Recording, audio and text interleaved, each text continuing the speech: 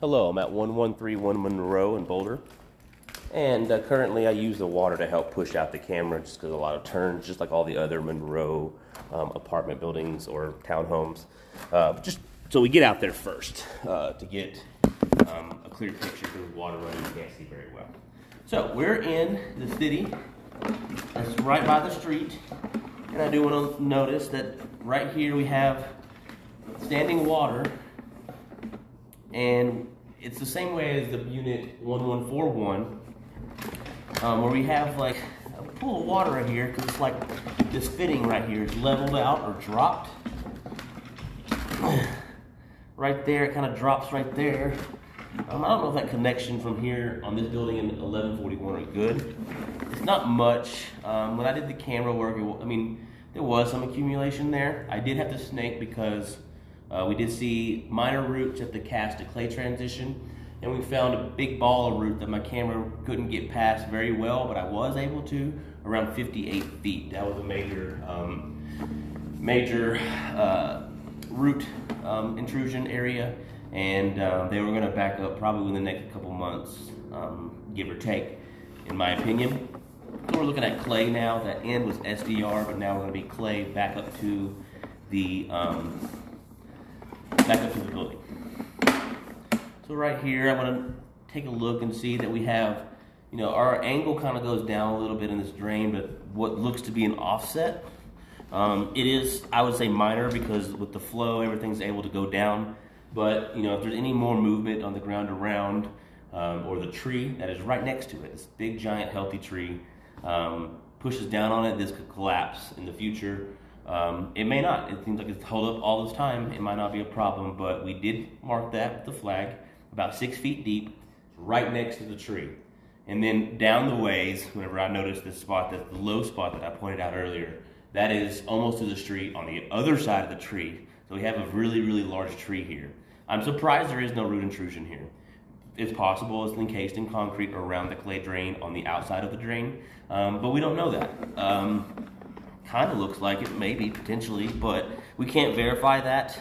So we are just happy that roots haven't gotten in there, but if they ever do, that's probably going to be a problem. I personally think that tree needs to go.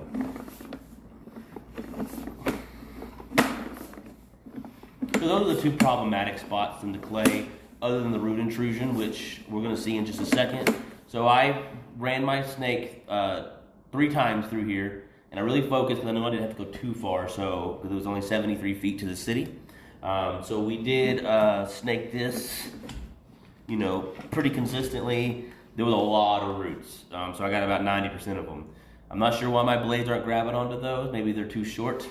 But after all the snaking for about the past 2 hours, we're not getting any more than that. So we do want to just make sure that this line does get cleaned.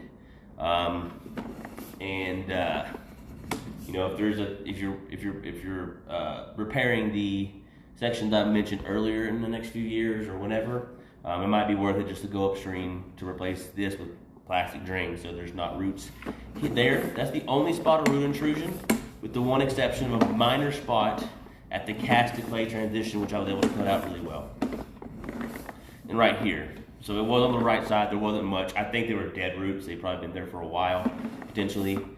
So we are in the cast, and I do want to point out the cast has a quite amount of scale. Scale is really hard to move with a rotor-rooter machine.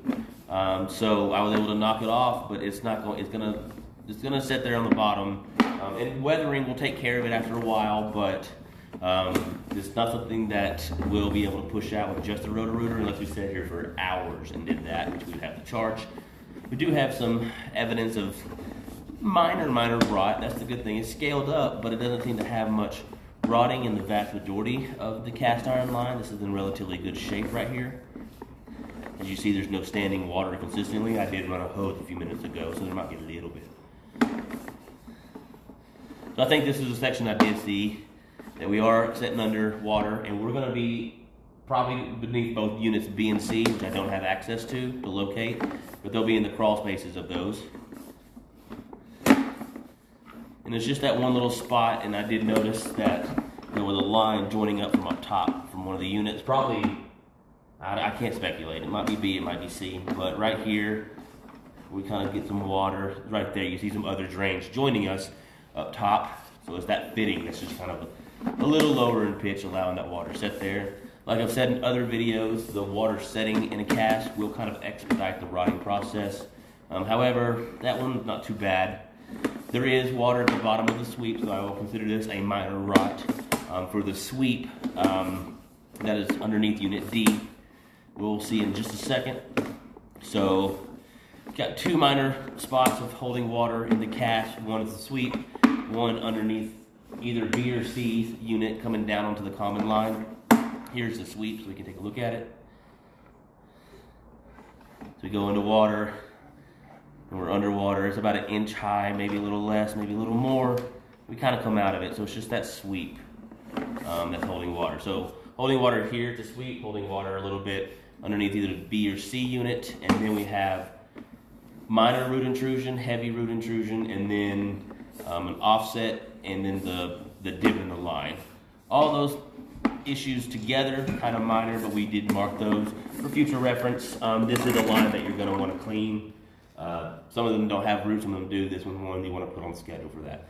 If there's any other questions, give Garvin Sewer Service a call, because I did snag it at the 30-day warranty unless abuse occurs, meaning feminine hygiene products and wet wipes. If you have any questions, refer to the invoice summary. There'll be a text version of this job written out. Otherwise, feel free to give Garvin Sewer Service a call. My name is Caleb. Thank you for your time.